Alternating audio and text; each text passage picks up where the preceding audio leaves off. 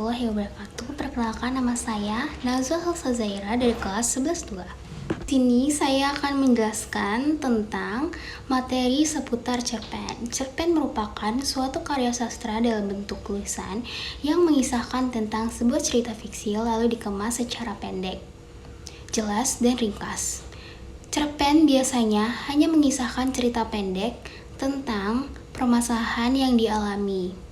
Lalu, satu tokoh saja. Cerpen juga bisa disebut sebagai fiksi prosa karena cerita disuguhkan hanya fokus untuk pada suatu konflik. Dan selanjutnya ada ciri-ciri cerpen. Selanjutnya saya akan menjelaskan ciri-ciri dari cerpen. Jadi ciri-ciri dari cerpen itu yang pertama itu ceritanya pendek dan padat. Alur cerita sederhana dan kompleks, mengangkat satu konflik inti memberikan kesan kuat pada akhir cerita.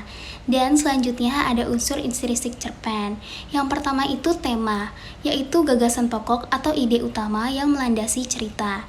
Yang kedua itu ada tokoh dan penokohan. Kalau tokoh itu adalah pelaku dalam cerita, dan kalau penokohan itu ada watak dan sifat tokoh, yaitu sifatnya itu berupa kayak misalnya jahat, baik, dan pemalu. Yang ketiga itu ada alur, yaitu urutan jalannya cerita, bisa alur mundur, alur maju, dan alur campuran. Nah, yang keempat ini ada latar, yaitu meliputi tempat, waktu, suasana, yaitu kalau tempat itu di sekolah, kalau waktu itu pagi, siang, dan masa lalu, dan suasana itu sedih, tegang, dan bahagia. Dan yang kelima ada sudut pandang, yaitu cara penulis menyampaikan cerita.